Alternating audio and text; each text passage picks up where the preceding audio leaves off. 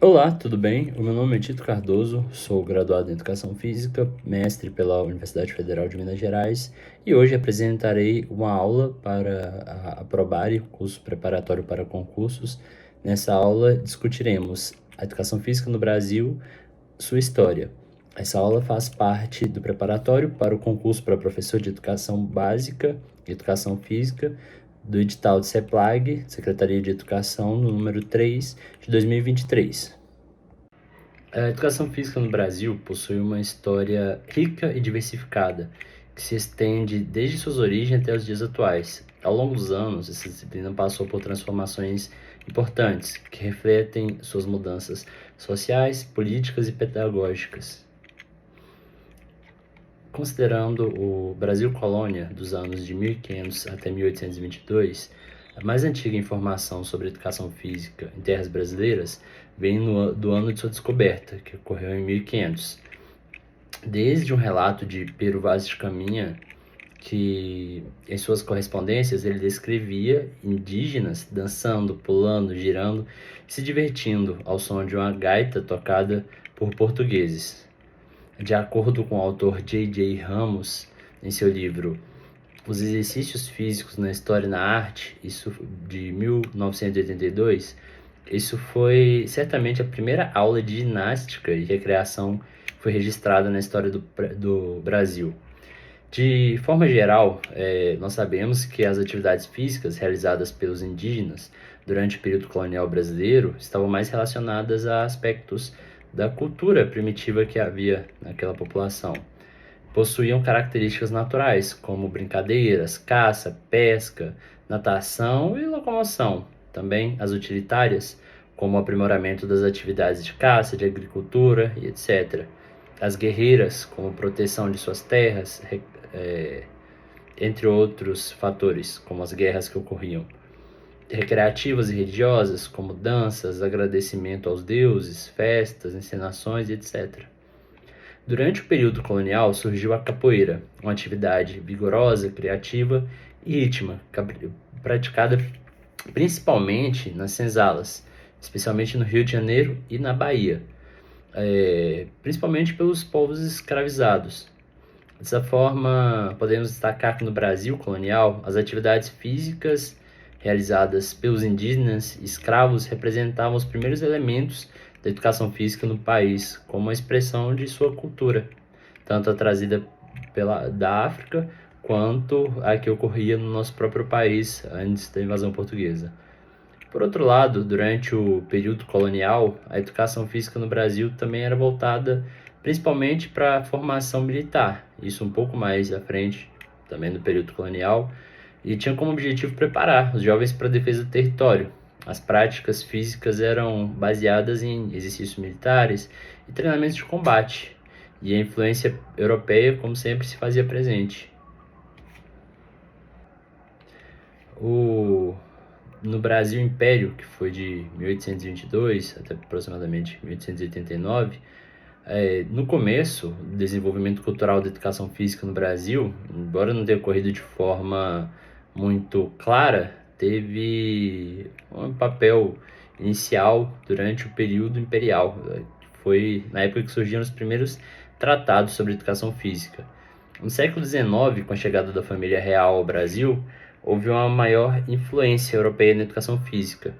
A ginástica alemã e a ginástica sueca foram introduzidas nas escolas, visando o desenvolvimento físico e moral dos alunos. Entretanto, a educação física ainda era restrita à elite, aos poderosos, aos burgueses, aos filhos de lordes e afins, sendo pouco acessível para a população geral. Porém, em 1823, Joaquim Antônio Serpa elaborou o Tratado de Educação Física e Moral dos Meninos. Esse tratado defendia que a educação física abrangia a saúde do corpo e do espírito, e a cultura do espírito. Isso é muito importante. Isso, inclusive, é algo que cai em algumas questões de concurso de educação física. O tratado dele falava sobre a importância da educação física, que abrangia a saúde do corpo e a cultura do espírito. Ele considerava que os exercícios físicos deveriam ser divididos em duas categorias. A primeira, aqueles que exercitavam o corpo, e a segunda, aqueles que exercitavam a memória. Além disso, esse tratado entendia a educação moral como parceria da educação física e vice-versa. No início da educação física escolar no Brasil, chamada de ginástica, ocorreu oficialmente com a reforma de Couto Ferraz, em 1851. Em 1882, que Rui Barbosa, ao apresentar o parecer sobre a reforma do ensino primário, secundário e superior, que atribuiu importância à ginástica na formação do povo brasileiro. Nesse parecer, Rui Barbosa descreveu a situação da educação física em países politicamente mais avançados e defendeu a ginástica como um elemento indispensável para a formação integral da juventude. O projeto proposto por Barbosa buscava, naquele momento, estabelecer uma seleção essencial, algo mais essencial de ginástica em todas as escolas, dar mais importância e definir que todas as escolas deveriam incluir a educação física em sua rotina, em especial no ensino normal, e também ampliar a obrigatoriedade da ginástica para ambos os sexos, tanto masculino quanto feminino, uma vez que as meninas não eram obrigadas a praticar. Incluir também a ginástica nos currículos escolares como disciplina de estudo e em horários separados do recreio e após as aulas. E também buscava a equiparação da categoria, ou seja, os professores que davam aula de educação física, e também criar autoridade dos professores de ginástica em relação aos professores de outras disciplinas.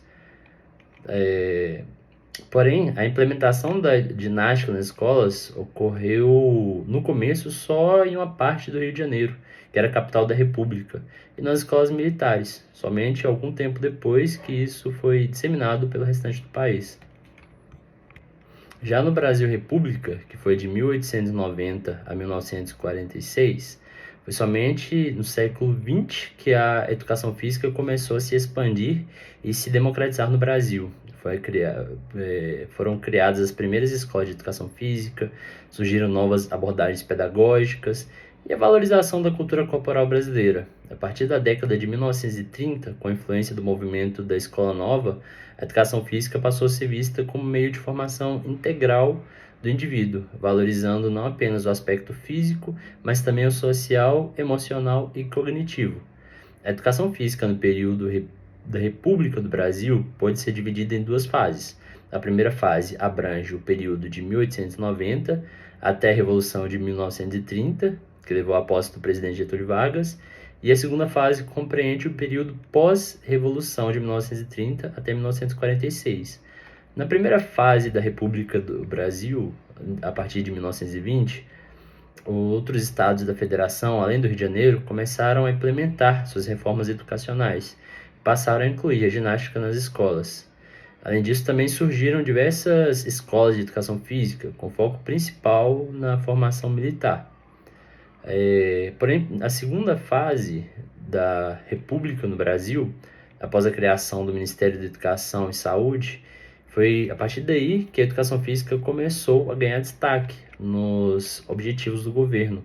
Nessa época, a educação física passou a ser incorporada na Constituição brasileira e começaram a surgir leis que a tornaram obrigatória no ensino secundário. Com o objetivo de sistematizar a ginástica nas escolas brasileiras, surgiram os chamados métodos ginásticos, que alguns chamam de gímnicos, originados das escolas suecas, alemãs, francesas, mantendo-se uma grande influência europeia.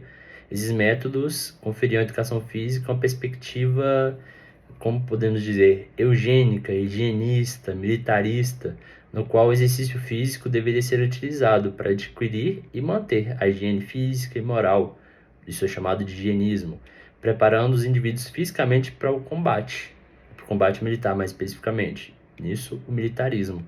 O higienismo e o militarismo estavam baseados em princípios anatômicos e fisiológicos, no qual eles buscavam criar um homem obediente, submisso e acrítico, sem crítica da sociedade, sem crítica do meio ao qual ele vivia.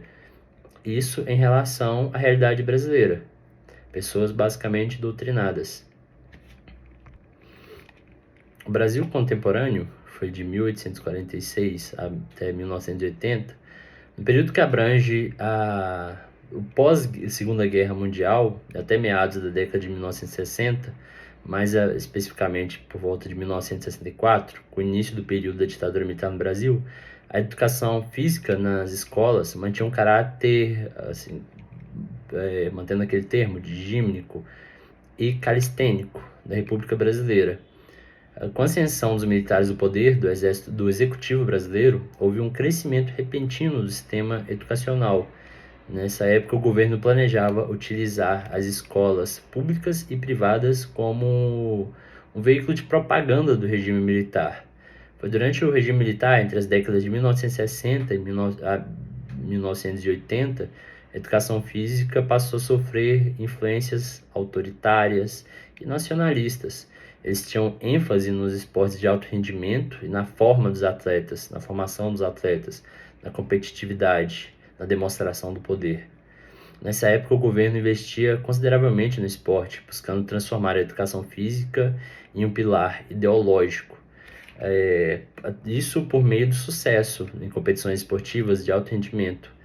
Dessa forma, o alto rendimento dos atletas, o poderio que estavam criando e demonstrando, eliminava as críticas internas do país e criava uma imagem de prosperidade e desenvolvimento da nação. Foi fortalecida nessa época a ideia do esportivismo, no qual o desempenho, a vitória e a busca pelo mais habilidoso e forte se tornavam cada vez mais presentes na educação física. Uma das medidas importantes que teve impacto na educação física no período contemporâneo foi a obrigatoriedade da educação física e do esporte no ensino superior, por meio do Decreto de Lei número 705 de 69. Segundo o autor Castellani Filho, publicou um livro em 1998, o objetivo político desse decreto-lei era favorecer o regime militar que desmantelava as mobilizações e movimentos estudantis. Nós sabemos que muitos movimentos estudantis surgiam nas universidades. E aí a implantação desses programas buscavam desmantelar esses movimentos e que se opunham ao regime, uma vez que as universidades, de certa forma, representavam um dos principais focos de resistência do regime. Dessa forma, o esporte era utilizado como elemento de distração da realidade política da época. Além disso, a educação física e os esportes no ensino superior eram consideradas atividades desprovidas de conhecimentos e estavam relacionadas à abordagem mecânica, tradicional, tecnicista, voltada para a formação de mão de obra qualificada para a produção, apenas. O modelo esportivista, que também era conhecido como mecanicista, tradicional e tecnicista, passou a ser criticado, principalmente a partir da década de 1980. Porém, essa concepção esportivista, nós sabemos que existem até hoje em muitas escolas, em muitos locais de treinamento.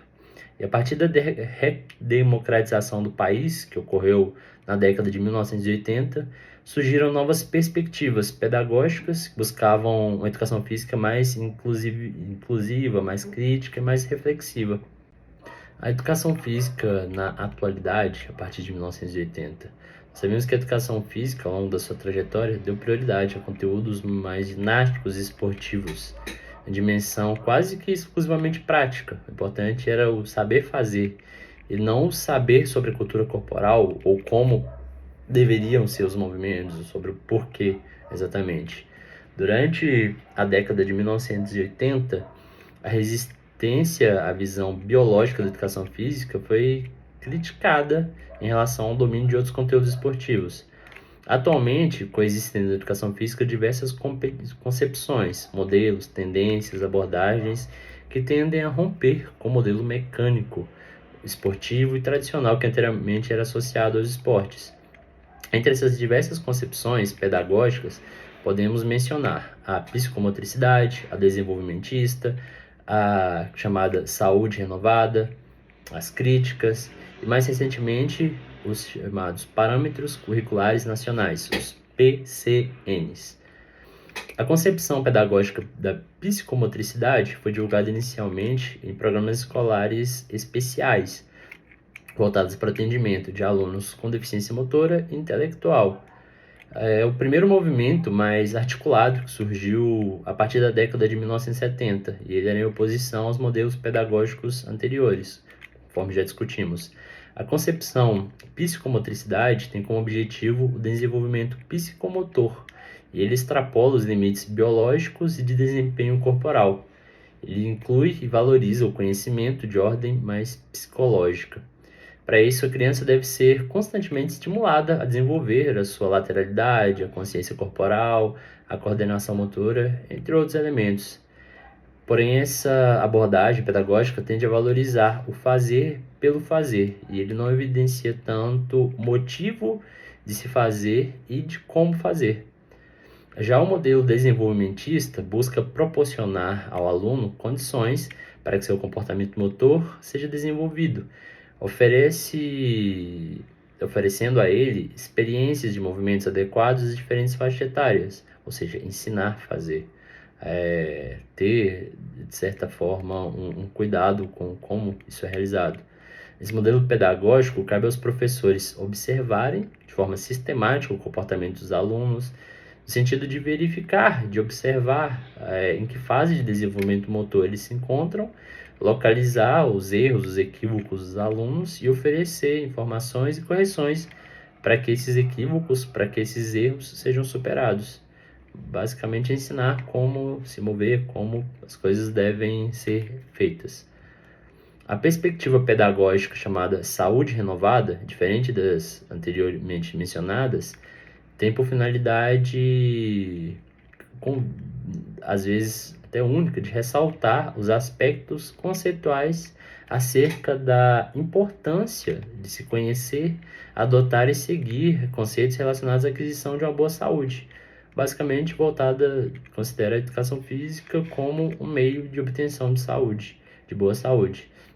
Já as abordagens pedagógicas críticas sugerem que os conteúdos selecionados para as aulas de educação física devem propiciar a leitura da realidade do ponto de vista da classe trabalhadora. Nessa visão, a educação física é entendida como uma disciplina que trata do conhecimento, chamado de cultura corporal, que tem como temas o jogo, a brincadeira, a ginástica, a dança, o esporte. Ela apresenta relações com os principais problemas sociais e políticos vividos pelos alunos.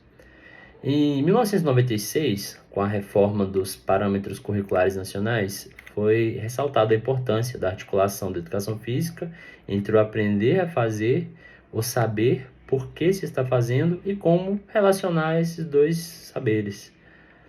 De forma geral, os parâmetros curriculares nacionais, os PCNs, trazem as diferentes dimensões dos conteúdos e propõem um relacionamento com grandes problemas da sociedade brasileira, sem perder de vista o seu papel de integrar o cidadão na esfera da cultura corporal.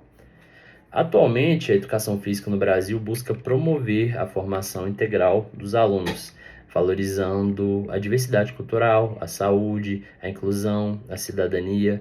As práticas esportivas continuam presentes, nós sabemos, mas são complementares aos outros elementos, às outras estratégias e as outras manifestações, de forma geral, da cultura do corpo, são expressas através das danças, de jogos, de luta e atividades, como se tudo pudesse se completar.